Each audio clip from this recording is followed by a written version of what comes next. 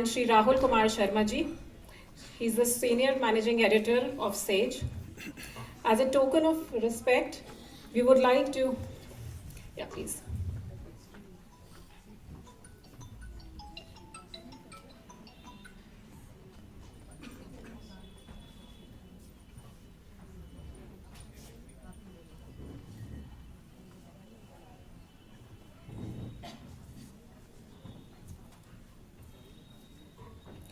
As a token of respect, we would like to present plants to our guests.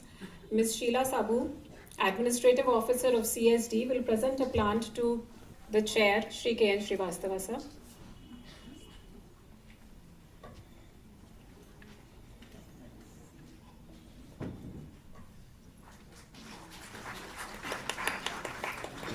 Dr. Purnima Manoharan, Book Review Editor of Social Change, will present a plant to our speaker, Professor Veena Das.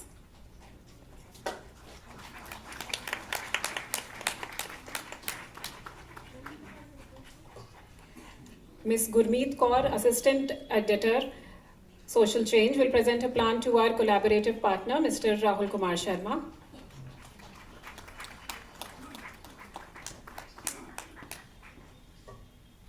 I now hand over to the chair, Shri K.N. Srivastava sir, for further proceedings. Thank you, sir.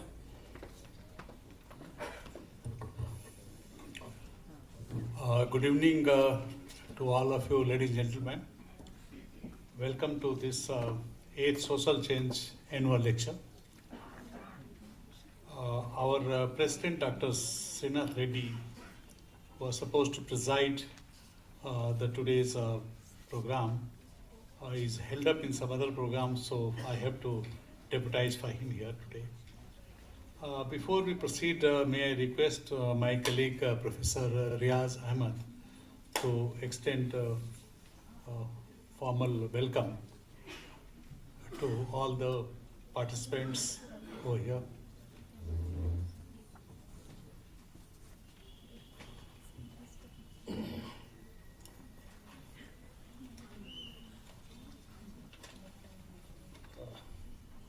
Thank you very much, Mr. Srivastava. I welcome everybody present here on the dais as well as there in front of me to this 8th Social Change Annual Lecture on this exciting theme, the female voice reinstituting life. It is good to see that distinguished scholars are present there also in front of me. I can see Ashish Nandi Sahab, Rajiv Bhargava Sahab, and many others. So this itself speaks about the attraction this theme and this speaker have created. Everybody knows that to deliver this lecture, we have with us this highly celebrated scholar and teacher, Veena Das, who, as my colleague just told you, is a professor emerita at Johns Hopkins University, and whose research interests range from anthropology, philosophy, and literature. Das, Professor Das, widely respected for her thought-provoking ideas, has been honored with numerous prestigious awards and honorary doctorates. She is a fellow of the American Academy of Arts and Sciences and a corresponding fellow of the British Academy. So many years of teaching and research and an extensive list of highly acclaimed publications have left her imprint across generations and geographical borders. And through the translation of her writings into several foreign and Indian languages, her ideas have also crossed over linguistic barriers. Professor Das, we are privileged to have you as our guest speaker today. Thank you very much for coming here, and we are honored to have with us Mr. K.N. Srivastava as the chair of today's event. Mr. Srivastava took over as IIC director in 2019 and has been instrumental in taking the center to new heights. His career journey has spanned various institutions, including the Indian Foreign Service, central services, and IAS. He made significant contributions to the Karnataka administration, public sector units, and the Government of India, serving in ministries of culture, civil aviation, and external affairs. His commitment to excellence has been evident throughout his career. Mr. Srivastava, thank you for accepting my request to chair this event despite your busy schedule. Thank you very much. We are also delighted to welcome Mr. Rahul Sharma, Senior Managing Editor from CH Publications. Mr. Sharma excels in optimizing editorial workflows, enhancing quality, and ensuring compliance with publication ethics. Thank you, Mr. Sharma, for joining us. Ladies and gentlemen, I just want to say a few words about the Social Change Annual Lecture Series. It's a sort of acknowledgement of the contribution made by the people before us. The series began in 2019. It owes its origin to the efforts of Muchkund Dubey, then CSD President, and Manoranjan Mohanty, then Social Change Editor. First 3 lectures had already taken place before I joined. Meaningful support from Muchkund Dubey as CSD President and Manoranjan Mohanty as the chair of the CSD's Research and Publication Committee helped me take the baton forward. Manoranjan Mohanty is no longer the RPC chair, and Muchkund Dubey is no longer with us. The support of the current CSD President Padma Bhushan K. Srinath Reddy and Professor Rama Baru, the new RPC chair, has facilitated the onward journey of this lecture series. The Social Change Annual Lecture Series has had the privilege of hosting lectures by celebrated scholars such as Gopal Guru, Uma Chakravarti, G.N. Devi, Beena Agarwal, Madhav Gadgil, Barbara Harris-White, Krishna Kumar, and now Veena Das. In the backdrop of the theme of today's lecture, allow me to highlight the fact that the lecture series has consciously shaped itself as an equal platform for the female voice as well, with 8 lectures featuring 4 male and 4 female scholars. I am grateful for the sustained support from IIC, CH Publications, and CSD, which has made this lecture series a prestigious event. For today's event, I am particularly indebted to Mr. K.N. Srivastava, Ms. Smriti Sudhakaran, Associate Editor Marketing Services of SAGE, and Ms. Sheila Sabu, Administrative Officer of CSD.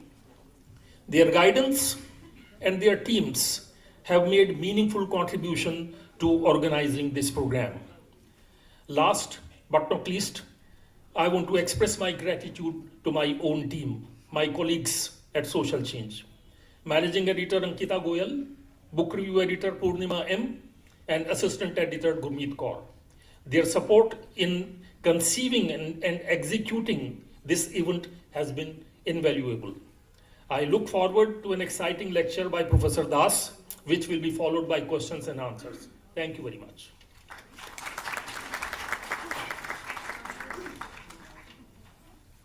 Thank you, Professor Riaz Ahmed. As Riaz has mentioned, the Social Change Annual Lecture is the most prestigious event which CSD organizes every year. And eminent people have delivered this lecture in the past.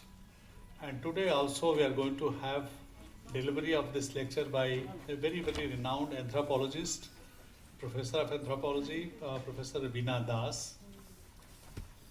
It is my proud privilege to introduce Professor Das in slightly details. Professor Veena Das is a Professor Emerita in Anthropology at Johns Hopkins University.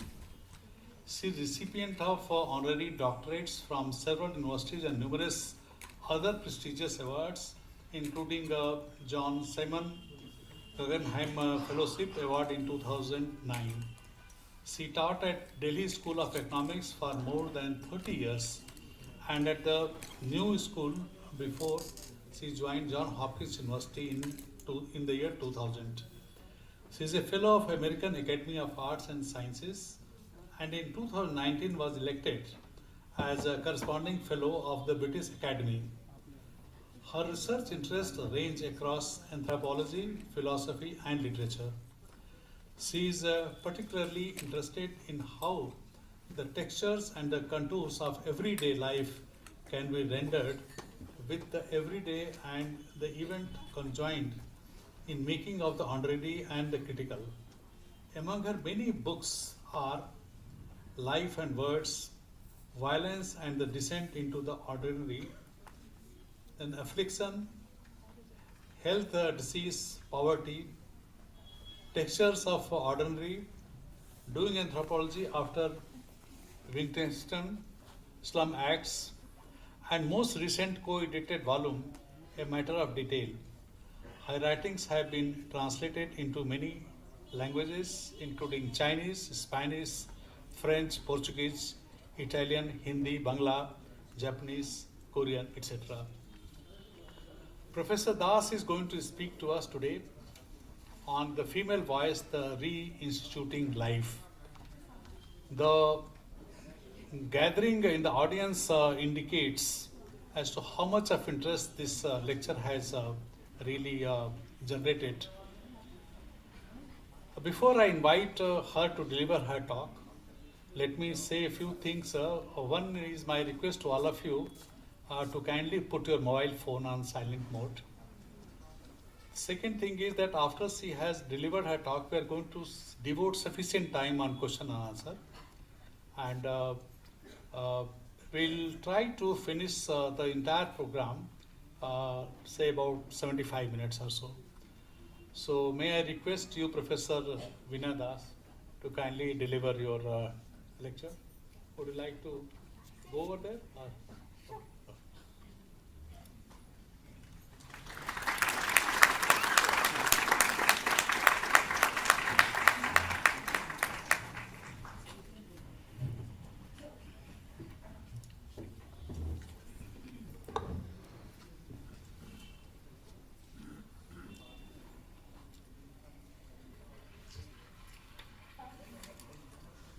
Mr. Srivastava, Professor Riaz Ahmed, members of the audience. I'm actually really very honored to be giving this annual lecture at the IIC on the general theme of social change.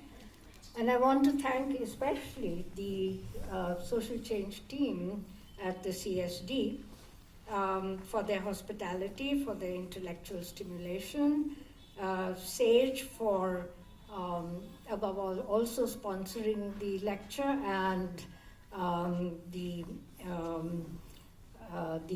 printed version that you will get, I think, at the end of the lecture. And I want to start by just saying that it's also a sad day that my teacher, Professor Bete, and he was a colleague and my teacher, passed away yesterday. And it's not accidental that the first book of sociology when I was 19 that he introduced me to was Durkheim's Suicide. And with some perversity, I have a very stringent critique of Durkheim's Suicide in this lecture. It's also just wonderful to see so many friends, people I haven't seen for a while, but who've always been in my thoughts. And I'm really, really very, very grateful to be given this opportunity to speak.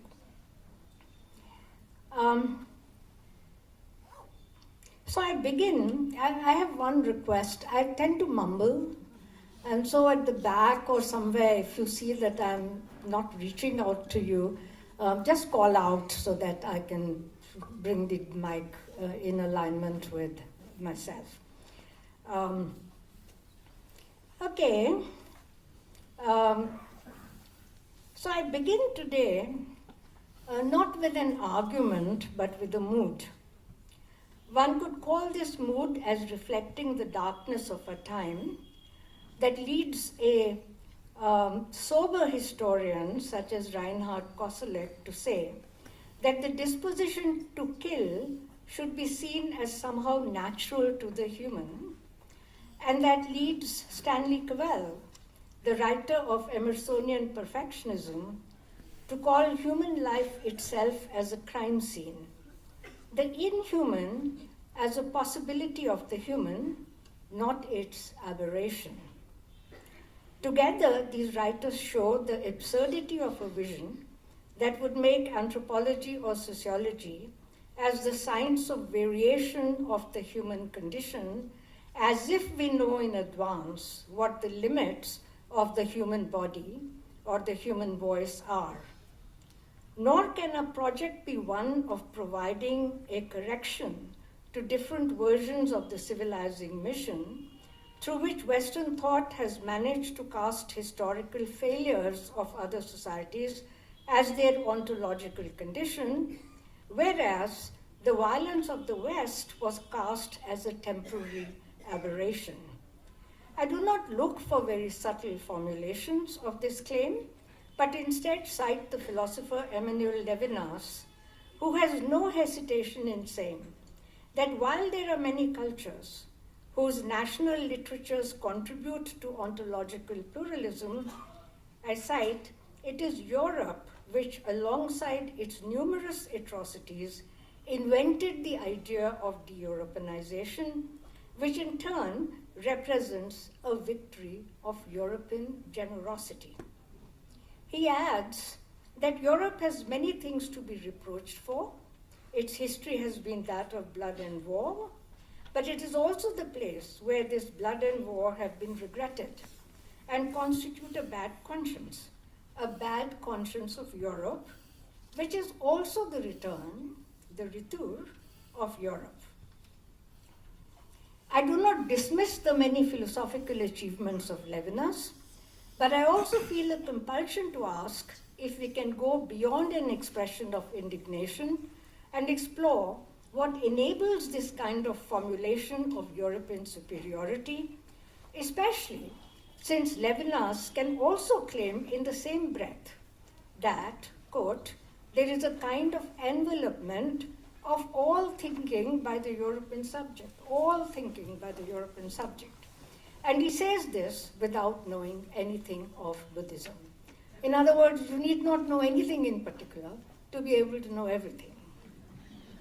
Without being able to fully justify the paths I take to address this issue, perhaps because of the mood in which I write, given the moment, I think one aspect of the diagnosis of the arrogance of the claim that all thought is enveloped by Europe, I wager, is that the history of the subject in Europe shows that the modern subject emerges by painful exclusions of certain kinds of negative figures, particularly the criminal and the mad. My concern here is not to trace the slow historical shifts in the making of the subject to subjection, to that of government of self and other, and finally to the culture of confession. I am interested in another aspect of the problematic of exclusion. A figure that seems to be missing in the conceptual formation of exclusion in Foucault, who propagates this entire notion of the subject having a history, is the figure of the woman. I do not mean to say that women are completely missing. They are very much present in the story of the government of the household. But what I mean to say is that they do not appear in the story of the history of the subject. It is as if their confinement to the domain of the household somehow disqualifies them to be the protagonists in Foucault's theory of the history of the subject. Now it would be obvious that the kind of dividing practices through which the figure of the criminal or that of the mad person could be excluded from the social body could not be applied to women. After all, their participation in the making of life, sustaining forms of life, providing the labor of care to others is not in question. And one could go further and say that Foucault also encounters the cruelties perpetrated by some women on children, for example in abnormal or in what he calls the disorders of the family, as well as the cruelties women are themselves subjected to. Yet the only move he makes towards the question of subjectivation is to suggest that it is the criminal acts of such women which make them available as subjects for the knowledge projects of psychiatry as a discipline. The only other avatar in which we encounter women is the figure of the hysteric women, where he feels that the coupling of power and resistance becomes frayed because the hysteric woman, through the excess of expression, is capable of continuously producing new symptoms. Thus, two pictures emerge here for what place is made for women in the theory of the subject. The first is that absorbed within the household, the woman's presence is unremarkable, too quotidian to be of theoretical interest. The head of the household should learn to govern women as he learns to manage wealth, cattle, lands, but she seems to leave no other traces in the archive.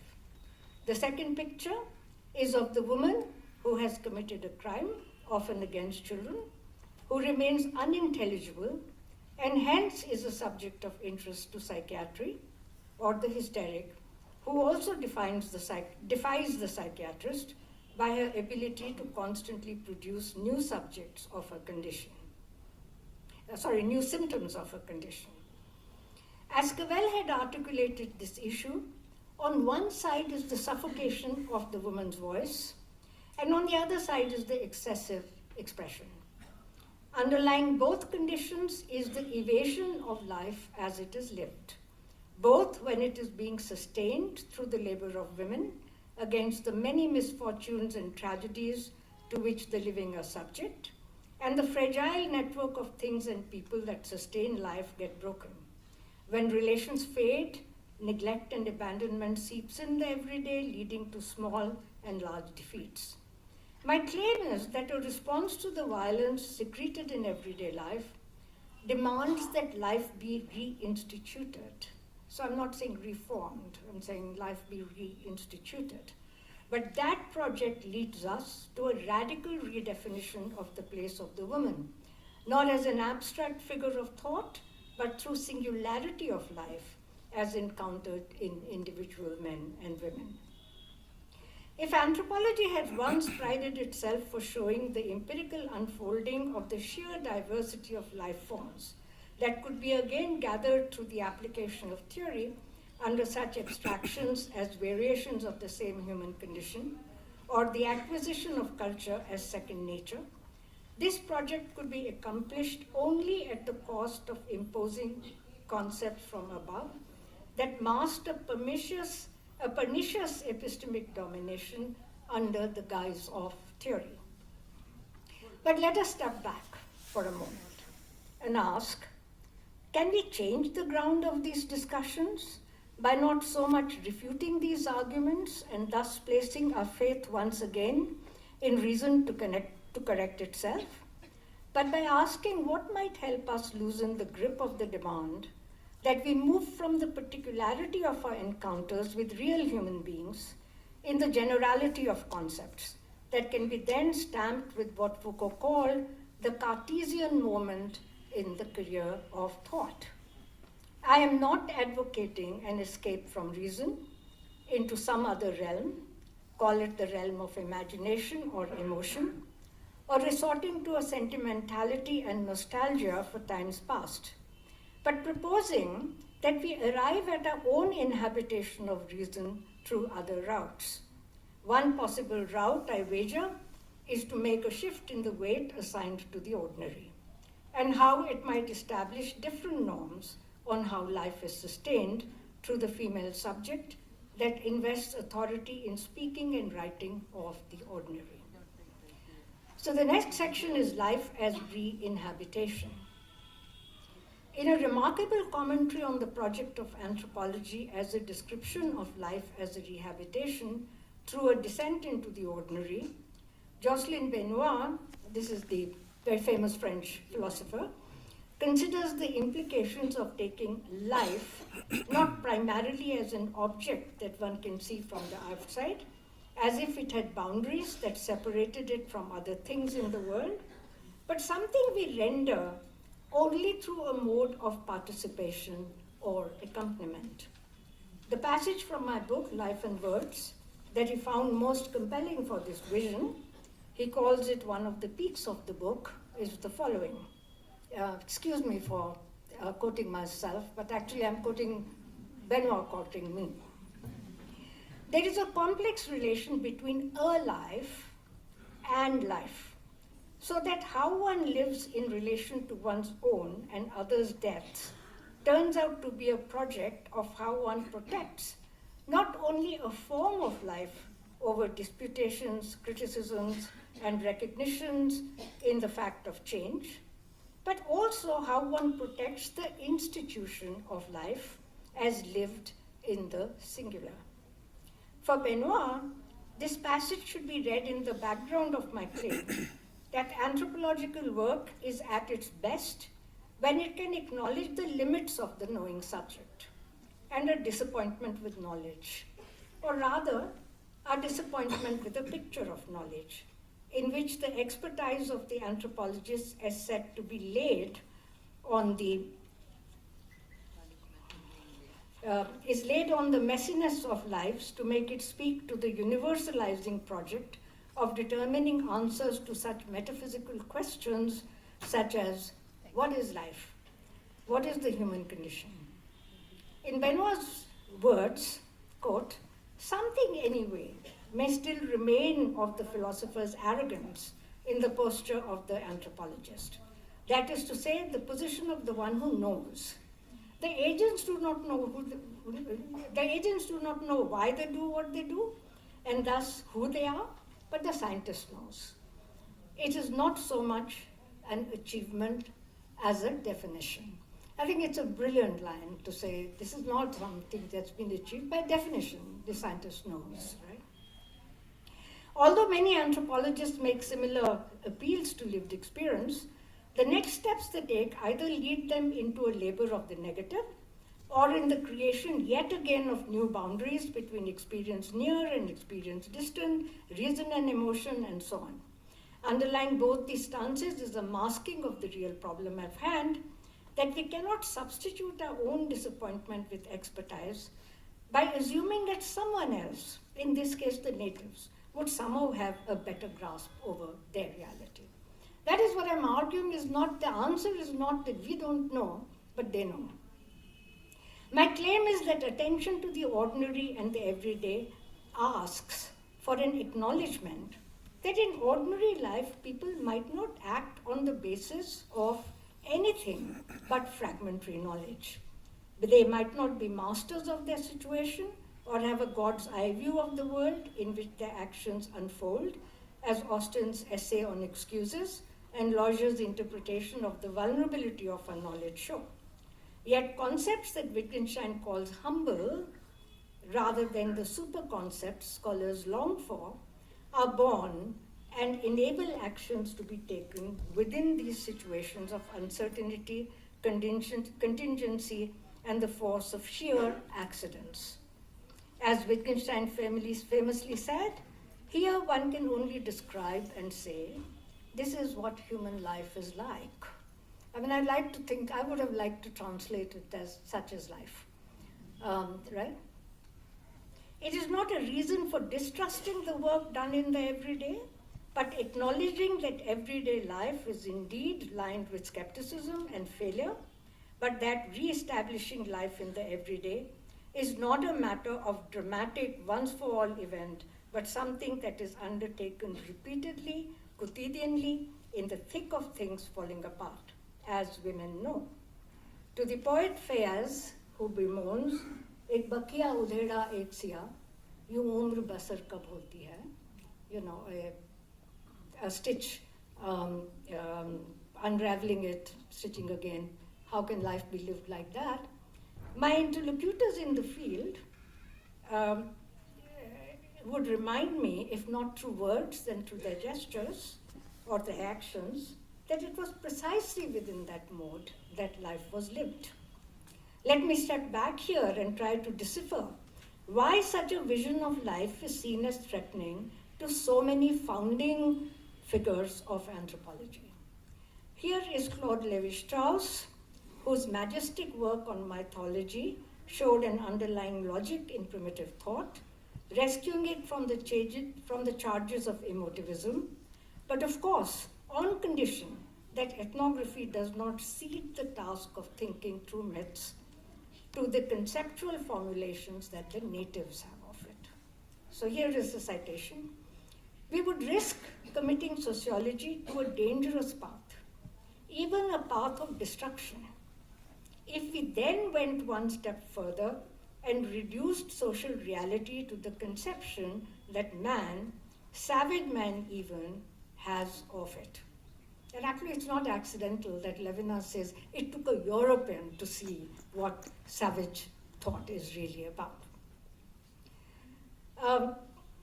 So Lévi-Strauss speaks not of life, but of social reality, as if standing in a frontal relation to us. The implication is that what we as anthropologists or ethnographers see is reality as something solid, but what they, the natives, see is only putative reality. This adjectival modification of reality is not from Lévi-Strauss, but from McDowell, who uses it to say that some experiences, such as feeling wounded by the cruelty done to animals, because for some people animals may feel like companions, are not hallucinatory, but their reality does not qualify as reality for everyone. It is indeed their reality, but for purposes of analysis, it only reaches the level of putative reality. Social reality then qualifies as reality when it stands closest to natural categories, as the concept of second nature implies, in relation to what is assumed to be first nature.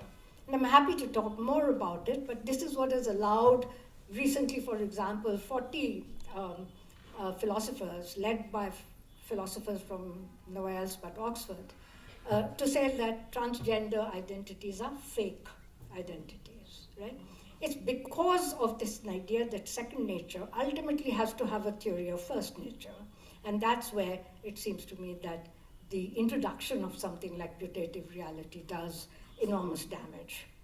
My own argument on what is at stake, as I hinted in the opening paras of this lecture, is to shift the weight from reality, social or natural, to the hosting of life in defining the subject of anthropology, because it allows me to see how violence and forms of death are secreted within forms of life, rather than taking reality as the object of analysis and then cutting it into social, natural, putative, or whatever, something that confronts one from the outside, as in the famous wall that blocks you as you try to walk through it, as if it were a curtain.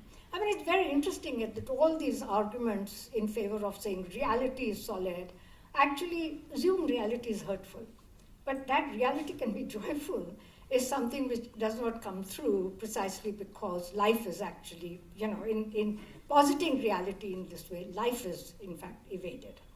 Again and again in the history of anthropology, life has emerged as a candidate and then has been set aside in favor of such abstractions as social reality or submerged within other concepts such as society as a sui generis entity. As an example of the withdrawal from the everyday as a condition for anthropological thought to arise, consider the difficulties that Durkheim confesses to when he speaks to arrive at the notion of collective consciousness by merging of the individual consciousnesses. This is a long quotation, I'll just give you a small amount of it. The product of this synthesis, that is of individual consciousnesses into collective consciousness, is a whole world of feelings, ideas, images that follow their own laws once they're born. Indeed, the life thus unleashed enjoys such great independence that it sometimes plays about in forms that have no aim or utility of any kind, but only for the pleasures of affirming itself. This is, I think, what scholars find unbearable in one way. The question of Durkheim, his synthesis of individual consciousness into a single collective consciousness, is that of determining how does the individual come to be attached to the collective.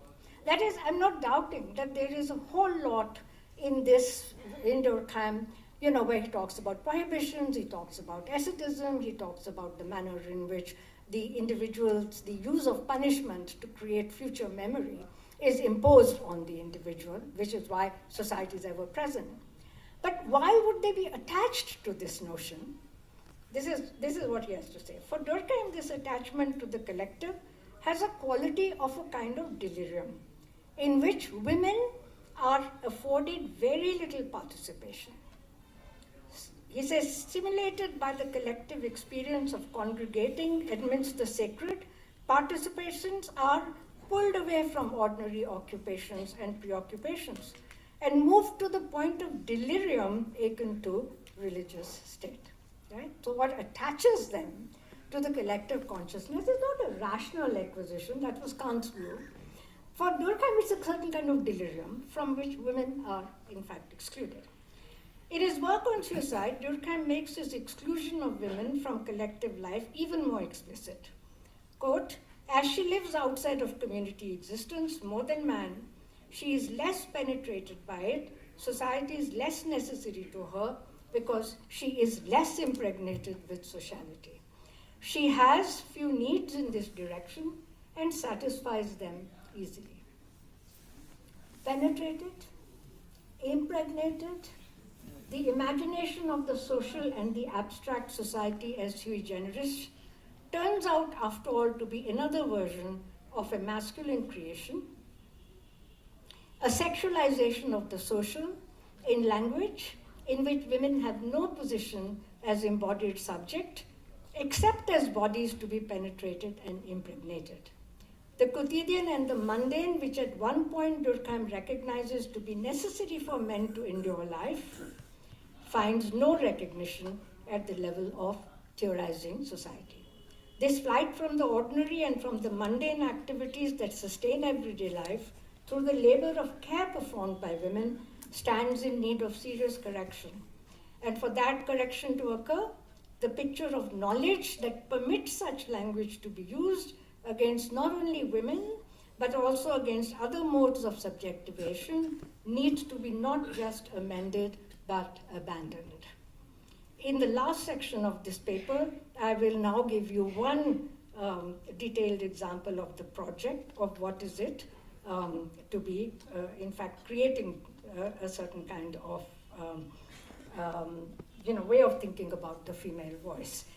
Those of you who read the lecture will find that there are more examples which are given, but I'm basically trying to turn to, I want to give you an example of where theory resides. And it seems to me that theory over here resides not in being able to have very big terms, but in the exquisite writing in some ways, and very audacious writing of Krishna Sopti, and there are others that I could have taken, but I want to take her writing.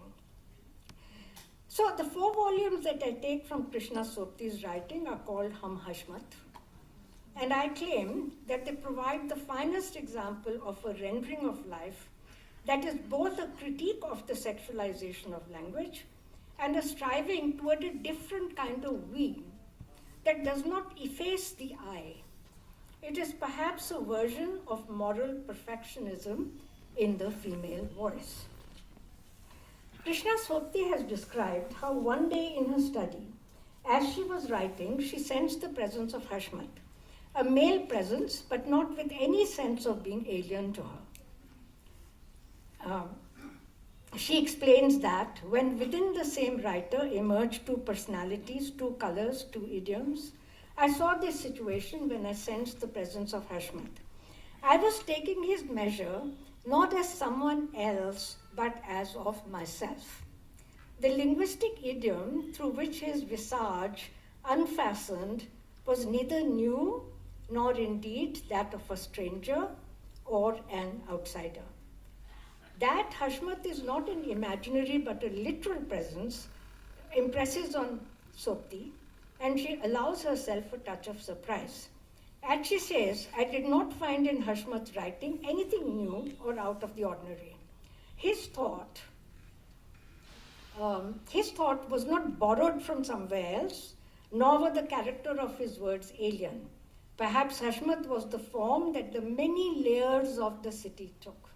This is one of the most important statements I've ever come across, which is to say that Hashmat and Krishna and Sopti, right, three, I call it a samas, right? The way that they appear over here is actually the layers of the city, right? It doesn't have to say very big words. It's absolutely, I think, one of the fantastic acts of theorizing. He says perhaps Hashmat was the form that many layers of the city took. This was also not a reinvention of Sopti, yet there was one event that was wondrous for Sopti, and this is that when she wrote as Hashmat, the handwriting became sliding from right to left, whereas hers own was straight. And she never managed to write by finishing, by putting the top line. So the letters have a certain wildness about them. So while I do not have the space within the confines of this lecture to elaborate all the details, grammatical and aesthetic, that go into the compound word, that is the samas of Sopti, Hashmat, Krishna, the bold vision of bringing the self towards a completion lies precisely in her being able to accept Hashmat in an undramatic way, as if his appearance was as natural and ordinary as the sun rising from the sky every morning. I relate here three scenes. First is the scene of Sopti's writerly self, and here is the voice of the street orator. The second scene that I take is, the fact that the Krishna always maintained a civil distance between herself and her characters, but there's one scene that happens in which, her famous character Mitra Marjani actually slides into Sopti. So that's the second scene. And the third scene that I want to do, I call Hashmat's gift. And I won't take away the surprise from you, but there's something in which I think those who knew Krishna know very well that she never spoke in Punjabi. If you tried to speak to her in Punjabi, she would respond in Hindi, right? And, she would constantly say, yes, Amrita is a Punjabi writer, I am a Hindi writer, right? So what Hashmat gives her is actually for a while to recover or to overcome this taboo on Punjabi that she has. So Hashmat speaks, the first example, the street orator. Hashmat's mode of initiating a critique is to greet his addresses, usually a writer or editor, through terms of address that I heard many times when I was young, during meetings on street corners, in election rallies, and in less refined circles of street-level poets during musharas. I grew up in a basti, and so it was very common for people to just hold a mushara, and people would just give their little poetries, recitations in these things. So, for example, for example, Hashmat might say, Dosto, Pyaryo, Janab, Aji Sahab, right? Brother, right? Not the brother, but brother, and sometimes comrade. So these are phrases dripping with sarcasm or affection, depending on whether he's addressing an adversary or a friend. The simple but powerful grammatical device of the vocative is one indication we have that Hashmat is a male entity, adept in Urdu, though also proficient in highly Sanskritic Hindi with words used like stones thrown in some calm waters. Let us savor the first example of Hashmat's confrontation with Rakesh Vats, a politically well-connected Hindi writer whose column urging the purification of Hindi by expelling all words from other languages, especially Urdu and Farsi, was published in the influential Hindi magazine Sarika in 1985. Hashmat's rejoinder, published in the same magazine, is called Samp Ka Pitara. And if you've seen Samp Ka Pitara, it's not just a basket, right? Because there is the snake. And so there is venomous speech in that, which he allows to let loose. This is a small example of how a practice rather than simply a nominal reference to which one can point is embedded in the word. There's a deeper point here, which is that concepts are not necessarily words. They are practices, right? And so just by calling it Samkapitara, there's something quite fantastic that she does through the voice of Hashmat. So take the first line, the self-introduction by Hashmat, who fixes the persona of the addressee, that is Rakesh Vats, more than it introduces Hashmat. The first line of Hashmat is a battle cry, and this is the line. In the service of the street performer and the crowd pleaser, Madmebaz, are we. Hashmat offers his adab. Since by profession you are a street performer, that is, you're a Madmebaz, you should have no objection being called a Madmebaz. You object to this appellation? Never mind. We will call you with another. Rest assured, we do not intend to trouble you or unmask you. Where can we have the audacity to sully your reputation? In your enlightened mind, there burns a 30-volt milky bulb. And in here, in our minds, just a bulb with zero power, right? I mean, you have to kind of imagine the power of this street oratory. It is not high oratory, it's the kind of street oratory through which through which the criticism against the purification of Hindi and very, very Sanskritic words that Rakesh Vats used were in fact offered. So these matters, so, at one place he says that if Punjabi, Braj, Hindi, Apabhransh have all left their impression on Hindi and a new ground has given it space to move forward, why is your wrong eye twitching? Aapki galat aankh kyun phadak rahi hai? So, these matters come up in a dialogue between Sopti and Krishna Baldev Ved, but remain unresolved. So, Ved is insistent that Hashmat is Sopti's imagination. It's her craft. And Sopti says no. Hashmat is what actually, from the cities, from the many languages, from every street corner of the city, my craft has been formed through that. I am not the one who's actually the master of this craft. And this comes out, I don't have the great details, but this comes out in her practice of writing, right? We'll see. Only when she withdraws can she actually write. Right? Somebody else, something else has to come up in order for her to withdraw. A compelling example from Sopti is the reference to how different her characters are in each novel and how much the little ditties, the snatches of songs on the calls of the hawkers, the water carriers, the kulfi seller with his starched clothes are different in their cadence and how they give reality to the city. Right? So it's life which gives reality, not reality which gives life, right? Some of the floating verses in her novels are what she had heard even as a child and has been unable to forget. I'll just give you one example. Ek Chavanni Jairam Ji ki, Ek Chavanni Adha Verse. So, it brings this entire thing. People are going for a walk in the Mughal gardens in the morning. You take 2 4-anna bits. One you will give to the person who says Jairam Ji ki, and one you will give to the one who comes forward and says Adha Verse. No big things about communal harmony, and so on and so forth. It's there in absolutely everyday practices. So this is the Hindi honed out of the habit of going out every morning and actually interacting with people. And these are the signs she gathers as she surrenders herself to the compulsion of the story that is arising in her. So just 2 more quick this thing. So the other scene that I have there in the lecture, you will find longer descriptions of it, longer discussion of it. So in introducing herself to Hashmat, she says 1,000 times did we bow before time. Hazar bar satka kiya, right? This time a yes. Every time the same voice returns, no. She comments, friends, if in our inheritance we received a no, then what is it to be done? So it's not like I'm going to go kill somebody because of the fact that I didn't get what I wanted, right? It's, if not this time, maybe next time, right?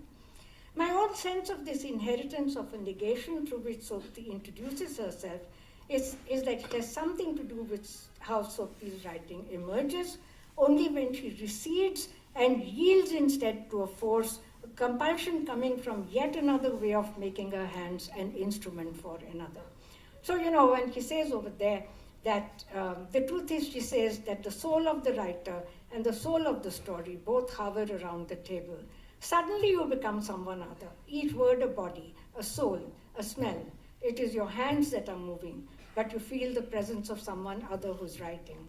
If you claim that it is you who are writing, the characters line up and warn you. It is not you, Sahib, it's we who are making you write. Right? So this notion that in order, when I'm talking about the female voice, I'm not saying this is the woman speaking in this way.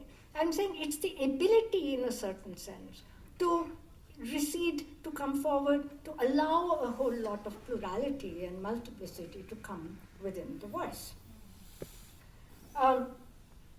So the other theme is the normative domestic, and I think you'll enjoy hearing it, so I'm going to read a little bit of it, which is, one day she's attending a party, and I don't know if you know how Sopti used to dress, she would dress like a Mughal princess, right? And so one of the women, she says that one of the women, she says she hit me with a floury stick. With eyes washed in milk, dripping with sweetness, she took my measure with the eyes of a concerned mother and said in a very gentle voice, "You seem to be the kind who's fond of music and dance." And she said, when I understood what the implicit insult was, right? That she said, I handed over my eyes like a camera to her, and that night Sopti dreams that she is actually dressed like a saki, she's beautifully dressed, she has this wine jug in hand, right? And, and she says, you can see Mitro Marjani coming into Krishna, right? So why I'm saying that is that, I cannot resist giving a fragment of the scene from Mitro Marjani that comes closest to the image of Krishna Sopti as a saki, carrying a wine jug, etc. So we know the kindly woman might not have directly called her style and mode of dressing as being taken from the Kota, but the dream image Krishna shows how the image of Mitro was being fused with the image of Sopti. And hence, you want to hear why I'm saying that. Here is the denouement, not the end, but the denouement of Mitro Marjani. So Sardari, her husband, Mitro's husband, and she are away in the natal home. And generally the idea is that, her mother will make room for her to have other lovers. But what happens is this. Seductively, with the wine jug in hand, as she, that is Mitro, walked in the gate of nymph, Sardari felt she was some heavenly beauty from Basra. She kept the jug on a stool and looking into the eyes of her husband said, "You do not recognize your own Mitro? Forget for tonight, my Bhole Balma, that Mitro is your ritually wedded wife. Let yourself imagine today that Mitro is Lalbai, the famous courtesan of Sangrur." Spreading his arms, he said, "So come here then, you Lalbai, let's take your measure then." Now, if you read Mitro Marjani, you will remember how stern Sardari was, right? Every time, even if she dressed too much, he would say, "Why, ye kote waliyon ke nakhre kaise hai?" Why are you dressed like that? So here what you have is that fantasy is not expelled from the everyday, nor does it dissolve into the skepticism of the male subject. Am I really the cause of this pleasure? Which is, underlying, which is Sardari's problem. He cannot believe that he can cause this much pleasure in this woman. So the domestic becomes over here. That is to say, Krishna says she was very disappointed with Mitro because she said, why did she accept these bonds of domesticity? But she misses the fact, and so the writer can also miss their characters, right? She misses the fact that Mitro has already brought the erotic into the domestic. So the last bit, which is about Hashmat's gift, which is really through some meandering path once. We don't need to know whether this is imaginary, whether this is real. Hashmat has wanted to read a Pakistani magazine called Panj Darya. And he learns that Amjad Bhatti, the editor, is going to be there. So they end up in Amrita Pritam's house with Imroz present, but not Amrita, right? And what I want to give you is how they begin to talk, and that there are these, it starts first by Imroz saying to Hashmat Sahab, Amjad says to Hashmat, Hashmat Sahab, I am a person from Lahore. Today, at least, let's talk in Punjabi. Let's not talk in Urdu and Hindi. And so, Imroz supports him. And so we imagine that there is talk going on in Punjabi. And Imraj Bhatti recites his poem. This is all in Punjabi. Right, so you can begin to see, you begin to hear the cadences of Punjabi, even though she will not let the reader actually hear a Punjabi, right? So there's an exchange on popular authors in Pakistan. How has Lahore expanded? Hashmat's heart starts yearning for Lahore. Anarkali, Mall, Jail Road, Nisbat Road. But when he looked at Amjad, there was not even a shade of recognition of this yearning. Amjad reads out his own poetry from a diary that he carries with him. This and the other poems he recites are the only strings of words we hear in Punjabi in the whole 4 volumes of Hum Hashmat.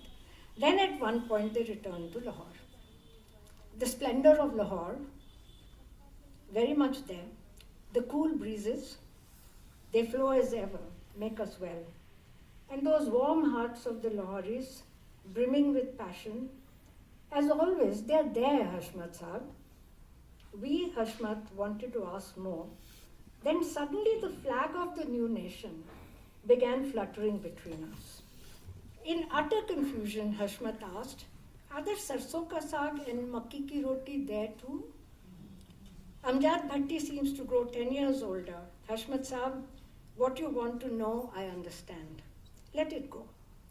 But yes, I can tell you that mustard greens and corn roti is cooked in the same way and smeared with ghee the same way on that side as on this side.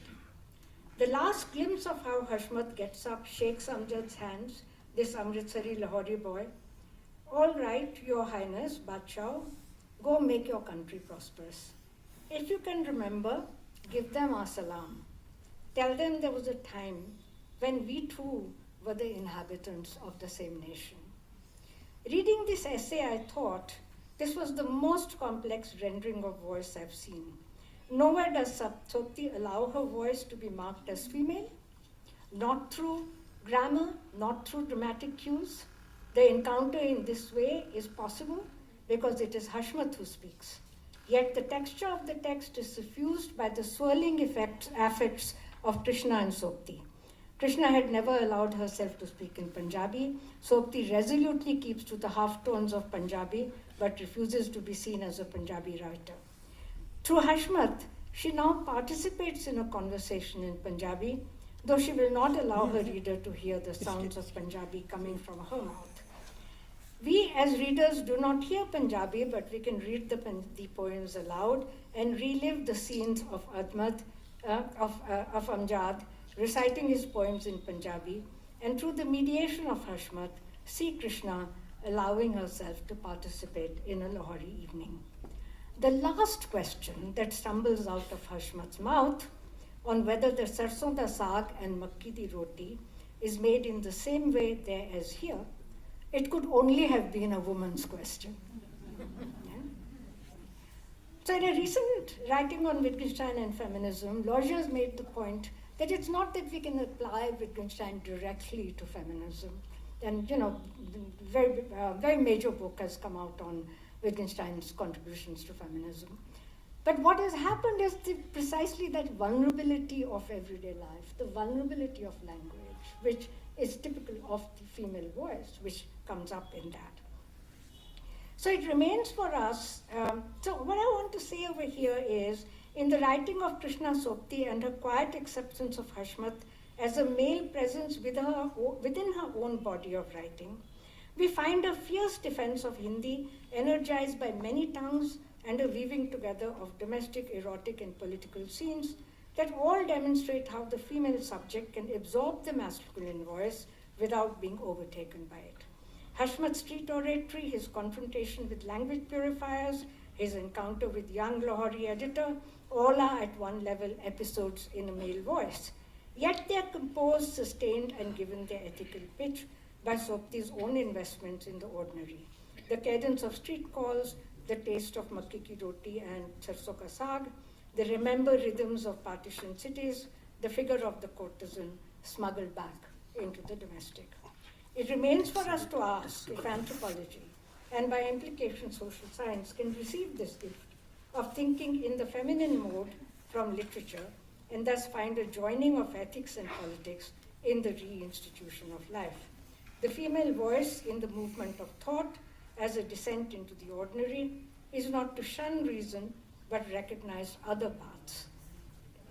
The multiple and complex overlap among Sopti, Hashmat, and Krishna shows us how the female voice might be defined not only through forms of exclusions, abrogation, and the stance of unintelligibility. They are all there. I'm not saying that the burden of not being recognized, not being made intelligible, assuming all the oppressions, they're all there. Nevertheless, we also see the plenitude that Krishna Sopti audaciously makes her own and allows us to make ours. Thank you.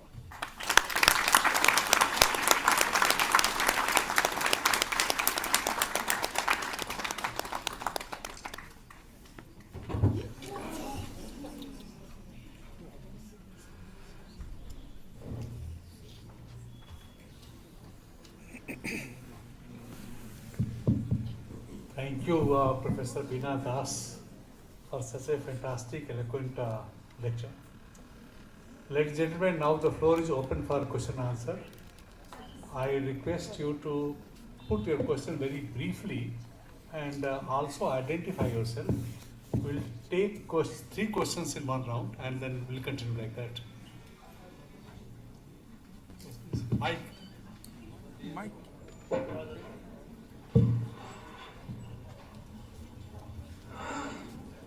Please identify Yes, yourself, sir. myself is Umesh Prasad Singh. I am Umesh Prasad Singh, a student of English literature in the University of Calcutta. 30 years ago I studied, and my attention was arrested when you started speaking on the subject and also mentioned about feminism. Feminism relation to collective consciousness, which you mentioned, and also conceptual formulations. Conceptual formulations, collective consciousness with respect to individual consciousness, and in relation to feminism. You mentioned beautifully and it was wonderfully exposed and also it was expounded well. Interest when you were delivering this main talk. That's my idea. Will you please kindly just elaborate on it, on this particular phase? Okay, right. Thank you, sir. Yes, please. Lady here. Yeah, Mandra. I am Mandira. Show Center. I want to ask a question, Beena Das, to you. You started with European and anthropology and many other subjects, but you concluded with Krishna Sopti, Amrita Pritam, Nimrod, and others. Why have you chosen the characters from Indian literature in context to so many European and other sociological, philosophical, metaphysical, and other subjects? Could you tell us? Okay. One more question, please. Sorry, sir. Can I ask this question? Yes, please. Yeah. Thank you, ma'am. Thank you so much for this wonderful lecture. I am Dr. Bidhan. I teach sociology at Ambedkar University, Delhi. My question is, now you're speaking about voice, and you are trying to somehow deploy the voice in reinstituting life. And you took up a particular writing which came in the early 2000, and it is about encounters, which actually propelled me to ask this question. I had written it down. I can hand it over to you. I wanted to ask this in the context of female voice and by asking the question, or probably turning the question in a different dimension by saying that, I mean, it's not just about can the female speak, it's also about when the female speaks. And I'm trying to be a little bit structuralist here, but I would like to also briefly mention one encounter which probably symbolically would provide a lot of thought to think about. And this happened to me in a milk booth. And I went to buy a pack of milk when there's this middle class lady who comes to me and hands me over a membership form of a political party. And I politely refused. I said that I don't want to be part of any political party because I'm a teacher and so on and so forth. And then this lady suddenly becomes very violent, and she says that why don't you don't think that our leaders are doing good? You don't think that our leaders are not doing enough?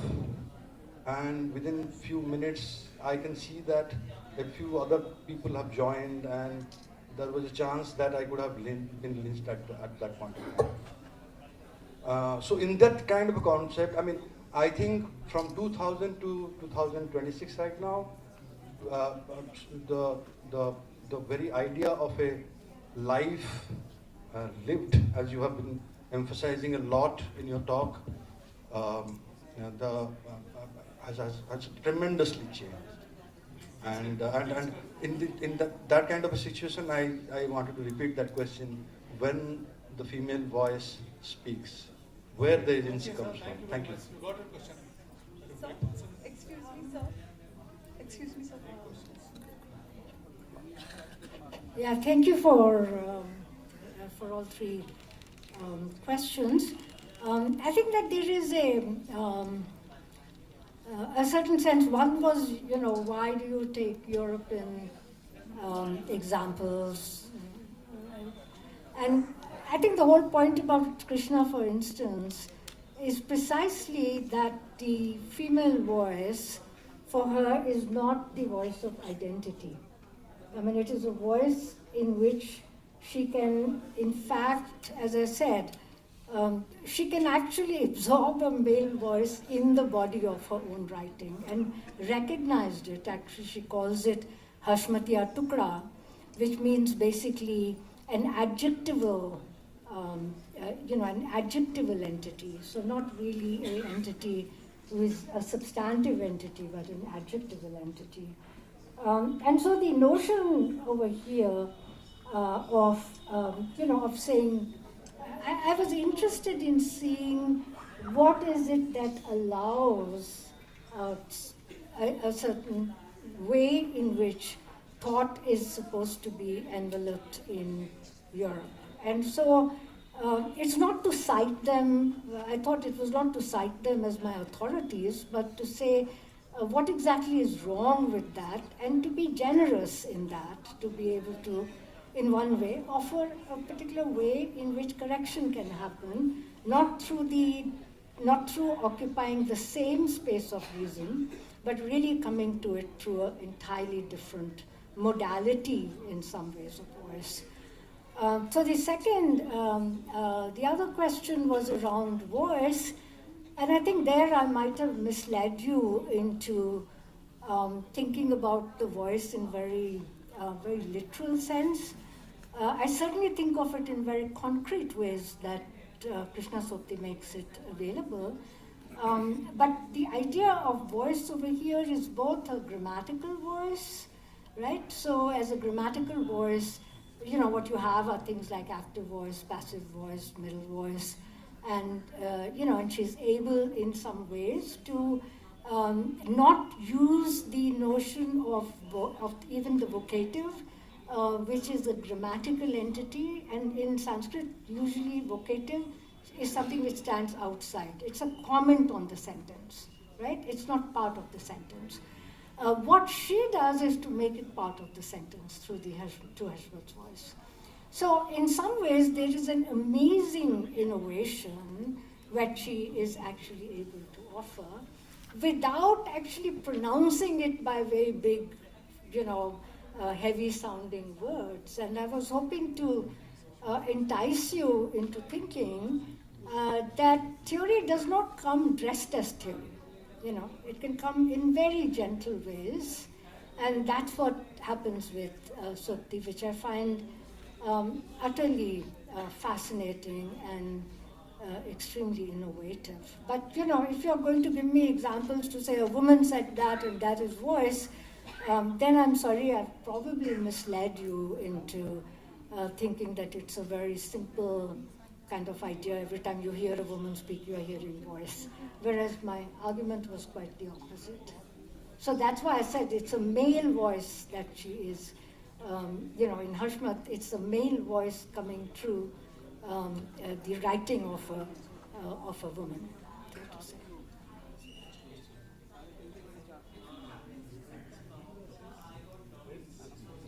You're thinking of Gayatri Spivak, and I think that's a question best put to Gayatri. I don't want to, you know, I don't want to speak for her.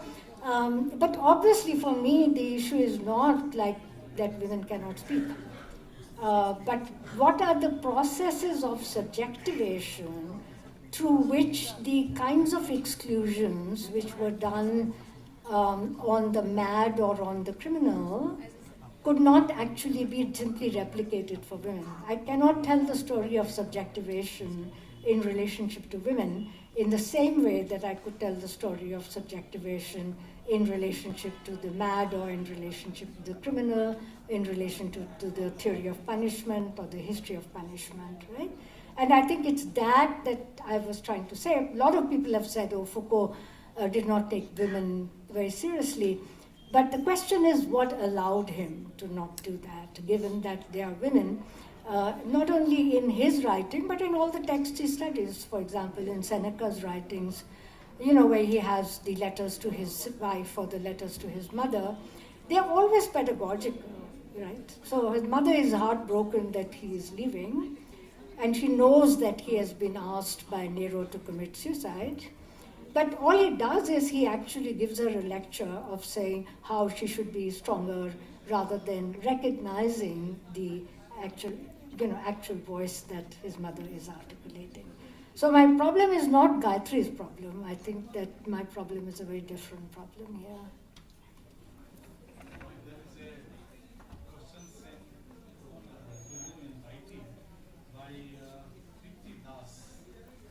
Can I see? Sorry. Can I see? Yeah. It's an online question. Online question. Yeah. So you say, can a knowledge system born from the Cartesian moment ever truly accommodate the female voice without demanding that women unlearn embodiment in order to be heard, or is women's historical silence not a lack of voice at all, but the product of a rational epistemology that consistently refused to recognize embodied truths as legitimate knowledge? So the Cartesian moment in Foucault, when he evokes it in the Hermeneutics of the Self, is accompanied with, it's a problem of method for him, right? He's talking about three reflexive modes. He's talking of memory, he's talking about method, and he's talking about, I forget the third one. So as a method in relationship to the Cartesian moment, what he's saying is that it's that I don't have to do any self-transformation. As a knowing subject, I only need to know, and that's sufficient. Whereas in the pre-Platonic or in the Roman period, whether it's the Epicureans or whether this is the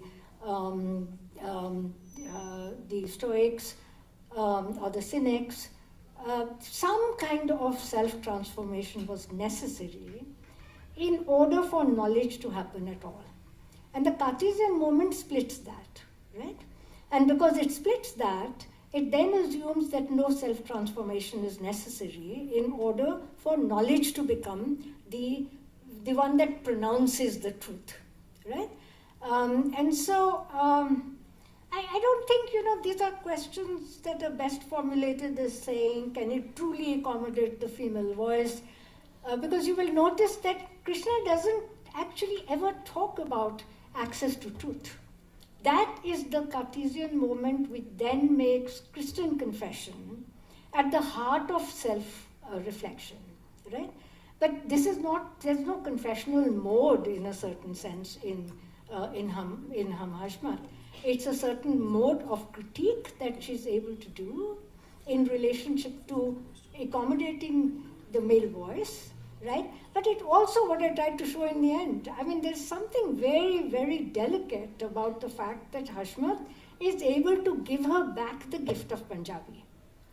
And I think if you don't recognize that, and you're repeating in some ways, very well-known social scientific things to say this is embodiment, or this is, this is mind, or whatever. And I'm trying to say there's a different language waiting for us to actually acknowledge and make our own. And if we do acknowledge and make it our own, we need to, as I said, we don't need to reform that Cartesian moment, we need to abandon it. Now, So the that second would be round of questions. Yes, please. Hi, I'm Manoj from National Law School, Bangalore. So, in Life and Words, you speak about how when you interviewed the women survivors or people who had experienced partition, they would not render their experiences neatly into speech. It would often come off as speech done otherwise.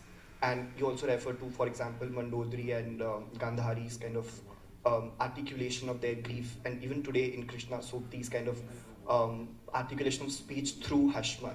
And my question is, how do you think this mode of doing speech otherwise, or it's not exactly silence, right? How can that be the ground for theory and knowledge, or what you were calling the limits of the knowing subject? So the whole point about Jocelyn Benoit, who I cited, and which is the point precisely from Life and Words, thank you for reading it so closely. I mean, the whole point of Life and Words is that the knowing subject is a disappointment, right? That partly because it assumes that skepticism is a debate which we can win once for all, whereas the argument in Life and Words is that this is a quotidian battle that has to be fought every day, right? And in some ways, I mean, I say very clearly there that the speech can be overwritten by somebody else's voice, right? So there is a distinction between speech and voice, which is why I've gone into the aesthetic voice and the grammatical voice. Now, it's not that the grammatical voice, by definition, gives you the modes of subjectivation, right? But what I've tried to argue is that instead of the knowing subject, what one has to start with is the acknowledging subject. So I don't have to have certainty to know that you are in pain, right? And in fact, in my later work, you will see I bring up Wittgenstein's notions about primitive response, which is when he says that your immediate primitive response in seeing somebody who's, like holding their hand like this, your child is holding his hand like this, the mother doesn't say, am I certain that he is in pain? Her first instinct is to help the child. So in things like torture, what happens, and if you see my book, Slum Acts, you will see that,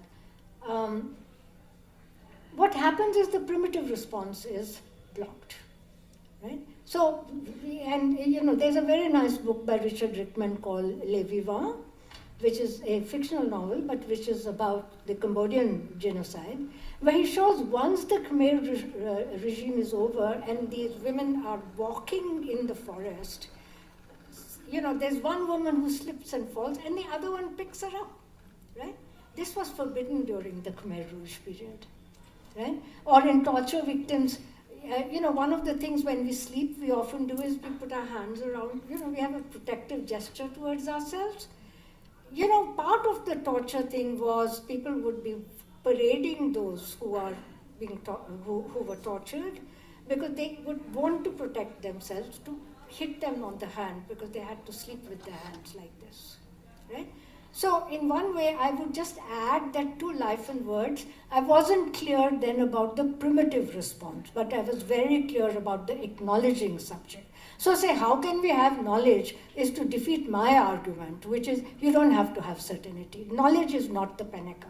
I think it's the acknowledgement through which we can come to when we come to knowledge through that route, we assume that error is something which is normal to life. Yes, madam. Yeah, Anjali Bhatia, LSR, Lady Shri Ram College, Department of Sociology. Can you just speak in the mic? Okay, I said Anjali Bhatia, Lady Shri Ram College, Department of Sociology. So, Professor Das, a very elevating lecture. Thank you so much, though you call it a descent into the ordinary. My question is, I was reflecting on this project of reinstituting life. And we began by referring to Durkheim, and it takes one's mind to things. So in the project of reinstituting life, is it expunged of things? Are there things at all? And what would be the status of things if that be the case? Thank you, that's a great question. Oh, sorry. Okay. Yes, ready beside? Good afternoon, good evening ma'am. My name is Soumya. I am doing my PhD from Jamia Millia Islamia from Department of Sociology. I have widely read your work.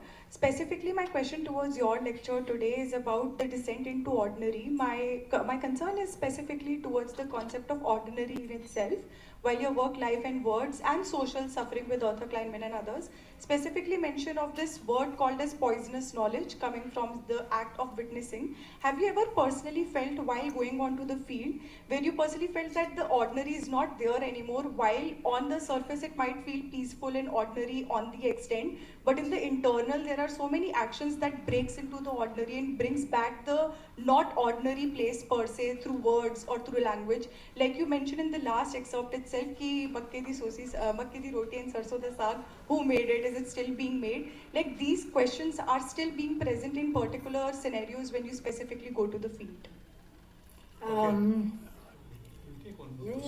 Yes, please. That side.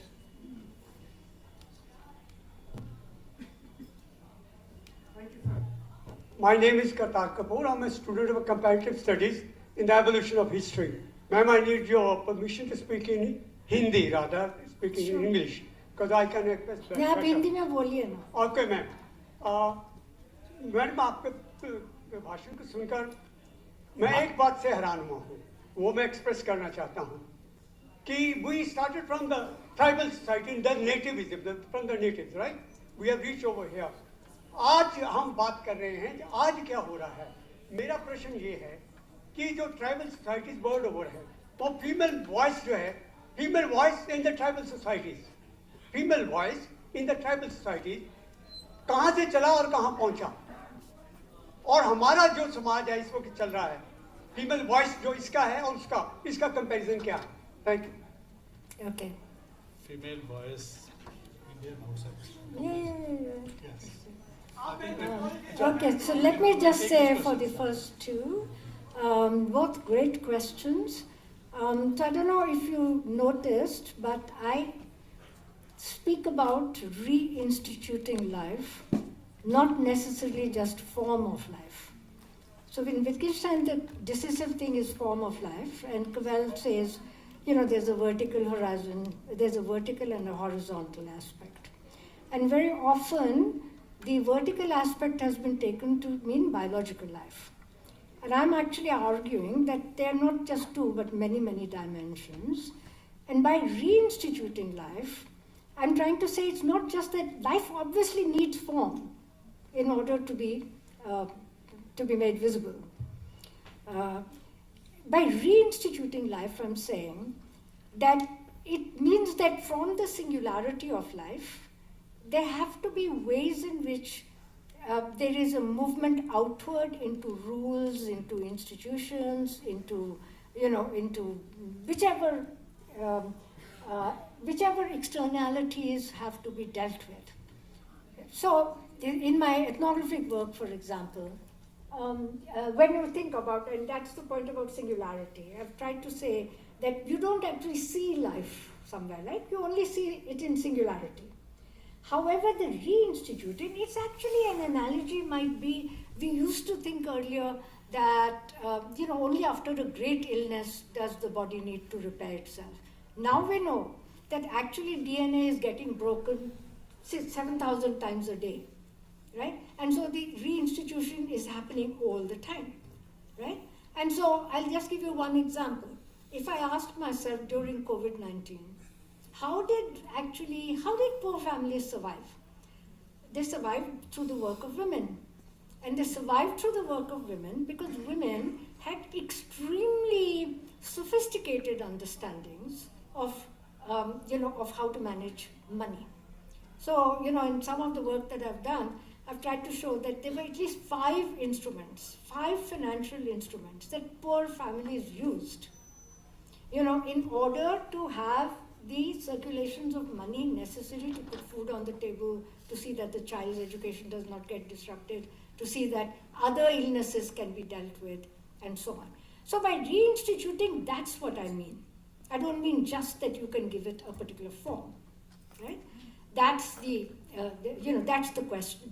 That's what is. And I owe it really to Jocelyn that he did an amazing presentation on Life and Words after the French translation came out. And I think he picked this up from Life and Words to say that what you're talking about is not just form, but reinstitution. So that's the direction. The second question that you had was about female voice. I'm not very given. One of the things that I tried to do was to say that if in the end we are just going to have the same boundaries, to say this is the West, this is India, this is, I'm trying to think of a more dynamic way of thinking where you don't end up by basically creating, simple boundaries of the sort that we are all familiar with. So in that sense, so there are clearly, let's say, if you look at things like testimony of rape victims, you will find everywhere that standing in a court, a woman's locutionary competence is doubted, for example. So those are things you can do a comparative thing if you're doing historically something like even in the subjectivation. Is there a difference between the way, because fantastic similarities in the antiquity period and the Bhagavad Gita, for example, in the manner in which asceticism is brought into the picture. So those can be useful things, but I try not to do things which would just satisfy me by giving you some general answer for which, you will have no use and I will have no use, right? So I think it's really the specificities of it that once you have a very specific curiosity, I could address that question better. But thank you, I will think more.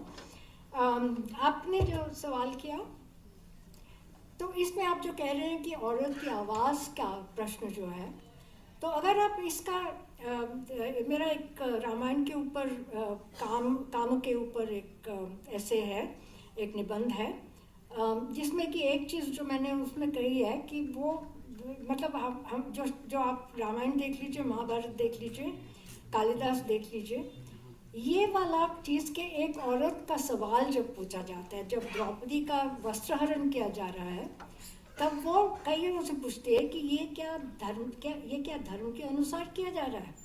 कोई युधिष्ठिर कहते हैं ये तो बहुत complex सवाल है, मतलब बहुत जकड़ा हुआ सवाल है, इसका सीधा उत्तर नहीं दिया जा सकता. या फिर वो विदुर से पूछती हैं, क्योंकि विदुर सबसे ज़्यादा विद्वान थे, और विदुर कहते हैं कि मैं इसका कोई जवाब नहीं दे सकता है. तो ये चीज़ जो है कि जो इंटेरोगेटरी वॉइस है, जो प्रश्नात्मक सवाल हमारे शास्त्रों में लिखे गए हैं, जो कि औरत की आवाज़ में भी आ सकता है, कभी मर्द की आवाज़ में भी आ सकता है. जब वली को राम ने मारा तो वली ने कहा कि क्या तुम वही राम हो जो यहाँ पर धर्म को इस्टेब्लिश करने के लिए आए हो, जो यहाँ पर धर्म को बनाने के लिए आए हो. तो ये जो इंटेरोगेटरी वॉइस है, ये बहुत पुरानी आवाज़ है. तो इसको एक रूप देने के लिए हम देख सकते हैं कि कृष्णा सोप्ती का भी लिखा जो है, उसमें भी ये सारे जो ये जो माइथोलॉजिकल वॉइस है, जो कि ये वाली जो आवाज़ है, वो बिल्कुल दुरुस्त है. तो आपका जवाब मैं वही दूंगी कि आप ये आप अगर शास्त्रों को भी पढ़ें तो आपको लगेगा कि ये जो फीमेल वॉइस है, जिसको कि मैं फीमेल वॉइस कह रही हूँ, जो कि औरत की आवाज़ है, इसको ये कोई खाली छिपी हुई आवाज़ नहीं है, इसका उत्तर नहीं है किसी के पास. Okay, for paucity of time, we will not be able to take any further questions. So we have received 3 questions in writing. Madam, I will pass on these questions to you. Can read them and answer them. Okay. Anamika Yadav, in the lecture you show how women reinstitute life through ordinary acts rather than dramatic forms of resistance. How might we read women's refusal or inability to fit in, not as breakdown but as an ethical response to a deeply troubled social order? I think you have given the answer. I mean, you know, that resistance in some ways over here as a refusal to fit in, whatever you mean by refusal to fit in, is actually, I would just say that you need to think more in terms of maybe, or with me, to think about the fact that you cannot actually have a rule following unless you are improvising. And women are improvising all the time in relationship to how, in fact, we may speak about following a rule. And Wittgenstein himself says that when I said following a rule, we were speaking mythologically, right? And so in one way, it's not like some people fit in and some people don't fit in. I think this is a constant process of trying to make your culture your own, and in that sense, getting it to respond to individual lives. But thank you for that question. Sunita Dhal, my question is, how do we sustain the collective voice of feminism in relationship to fragmentation of social movements of different kinds? I'm sure at some other time, if I gave you a talk on that, I would be able to answer that in greater detail. This is not about social movements. I see your concern about fragmentation. I would again say it is normal. You know, when we think about somehow some perfect ideal, then I think we begin to fail. Navyash Srivastava, what are 3 waves of feminism? Wikipedia is a very good thing to do. Okay, thank you, madam. Thanks a lot for your wonderful talk.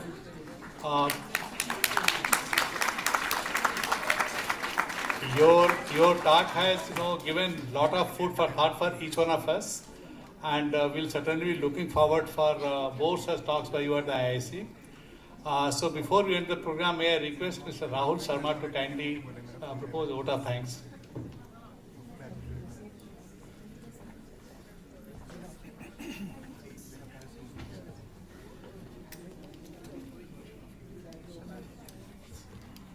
Thank you everyone for joining in here today.